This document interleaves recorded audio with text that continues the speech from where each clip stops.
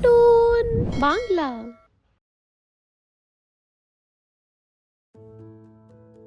একদিন সমীর নিজের ছোট্ট ঘরে বসে মন দিয়ে ভাবতেছিল, আর সে বলা শুরু করে, বাস অনেক হয়ে গেছে, আর ছোট্ট চুরি করা বন্ধ। এইবার আমাকে বড় হাত মারতে হবে, না হলে আমার বিড়ি মদের খরচা বের করা মুশকিল হয়ে যাবে। এটুক বলে সমীর অন্য শহরের জন্য বের হয়ে যায়। ওখানে গিয়ে দেখে কি একটা খুব বড় মহল খুব ভালো মতো সাজিয়েছিল। মহল দেখে সমীর বলে, খুব পয়সাওয়ালার ঘর, খুব মোটা মাল পাবো এখানে। এবার চুরি করার রাস্তা খুঁজতেই হবে আমাকে।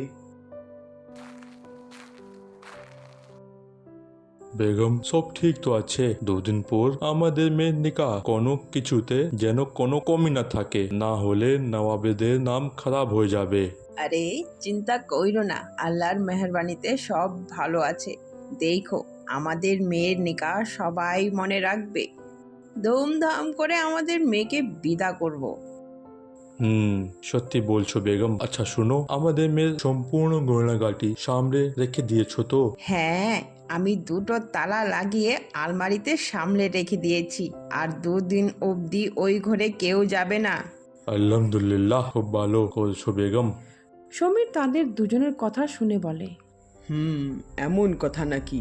যদি এই নবাবের মেয়ের বিয়ে থাকে তাহলে তো বেশ দামি গয়না বানিয়ে নিয়েছে নিজের মেয়ের জন্য। এই জন্য তো এত পাহারা দিয়েছে, তাই 2 দিন পর্যন্ত কেউ যাবে না ওই ঘরে। আর যদি আমি গয়না চুরি করে নেই তাহলে নবাব বরবাদ হবে না, আবার বানিয়ে নিবে গয়না। সমীর ইটুক বলে গয়না চুরানোর বুদ্ধি খাটায়। আর যেই দিন নবাবের মেয়ের বিয়ে হয় সেই দিন একটা ফাঁকা সময় দেখে সমীর গয়না দিয়ে ভরা বাক্স চুরি করে নেয় আর সম্পূর্ণ টাকা নিয়ে ওখান থেকে পালিয়ে যায়। মাশাআল্লাহ, আজ তো লম্বা হাত লেগেছে। এবার আমি এই টাকা দিয়ে 2-3 বছর অবধি ভালো মতো কেটে নিব, তারপর আবার লম্বা হাত মারবো। সমীরের হাতে গয়নার পুটলি দেখে কিছু লোকজন তার পাশ ধরে। তাদের থেকে পা ছাড়ানোর জন্য সমীর জঙ্গলে পালিয়ে যায়। সেখানে সে একটি গুফা দেখতে পায়। তারপর সে ওই গুফাতে লুকিয়ে পড়ে। ইয়া আল্লাহ, আজ তো বেঁচে গেলাম, না হলে তো আজ আমি অনেক মার খেতাম। কিন্তু এই জায়গা দেখতে এমন কেন? মনে হয় এটা একটা গুফা।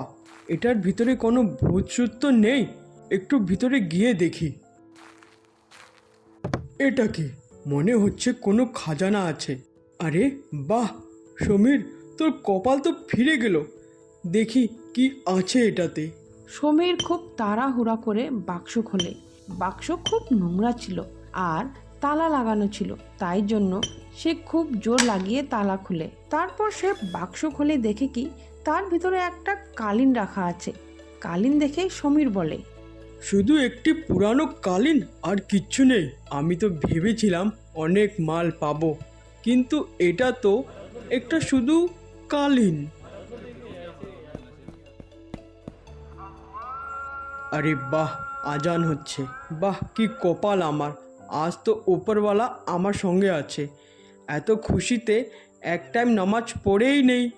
সমীর নামাজ পড়ার জন্য মসজিদ চলে যায়। গয়না আর জাদুর কালিন মসজিদের চালের উপর এক কোণায় রেখে দেয়। আজকের কাজ তো শেষ হয়ে গেল, কিন্তু এই কালিনের কি করব? এটার বদলে যদি কিছু দামি জিনিস পেতাম দারুণ হয়ে যেত। থাক, কোনো ব্যাপার না, এই কালিন অনেক কাজে লাগবে।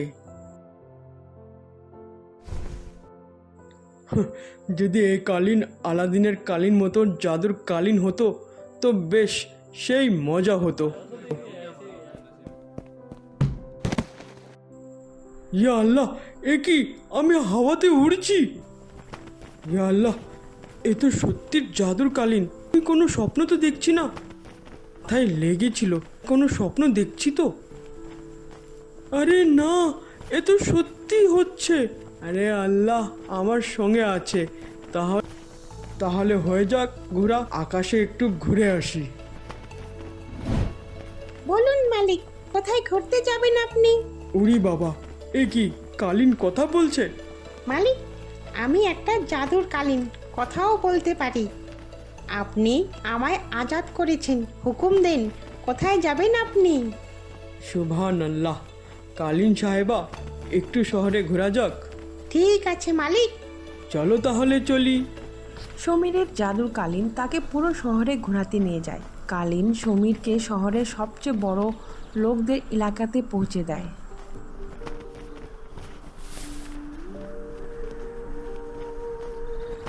দেখেছো কালীন সাহেবা, আমাদের শহরে কি অবস্থা?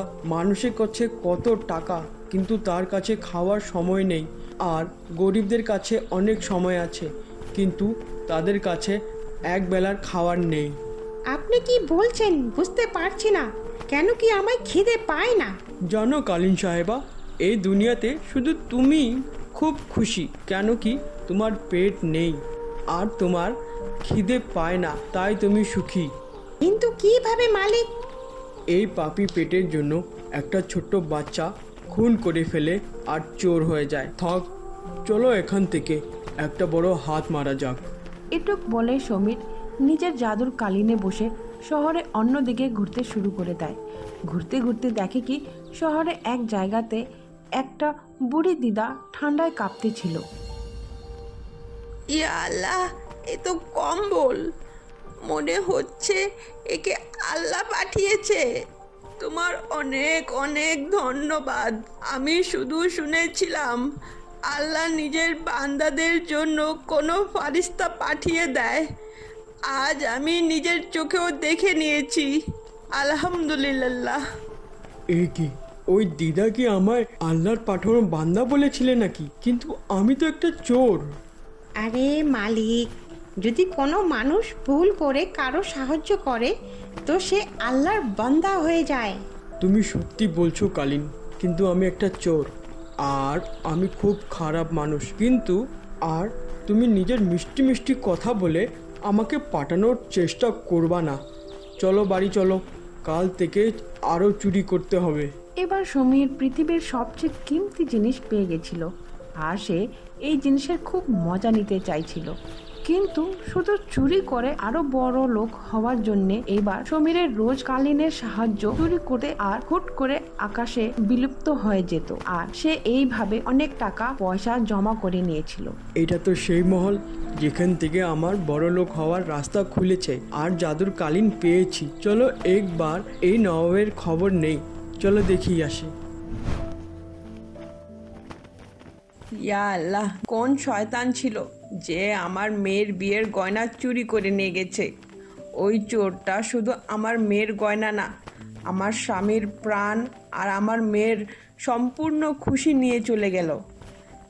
ইয়া আল্লাহ, যদি তুমি আমার ফরিয়াদ শুনতেছ তাহলে ওই চোরটাকে তার কর্ণের ফল অবশ্যই দিও। ইয়া আল্লাহ, এ আমি কি করে দিলাম? শুধু কিছু টাকার জন্য আমি কারো ঘর বরবাদ করে দিলাম, তাদের খুশি কেড়ে নিয়েছি আর কারো প্রাণও চলে গেল। আমায় ক্ষমা করে দিও আল্লাহ, আমি নিজের কর্ণীর ক্ষমা চাইতেছি। মালিক, আপনি কি নিজের ভুলের জন্য লজ্জিত? এ তো খুব ভালো কথা, কিন্তু যেভাবে আপনি এগুলো শুরু করেছেন সেভাবে শেষ করে দাও। দেখো আল্লাহ তোমায় ক্ষমা করে দেবে।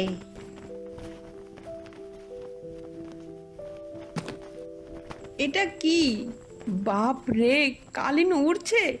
দেখ সোনা, হোক না হোক ও কোনো আল্লাহর বান্দা, তাই জন্যে তো সে জাদুর কালীনে ঘুরছে। আমি ভেবে নিয়েছি আজ থেকে আমি এই কালীনে বসে কোনো খারাপ কাজ করব না, আর আমি এই জাদুর কালীনের সাহায্য নিয়ে সব গরিবদের সেবা করব। কিন্তু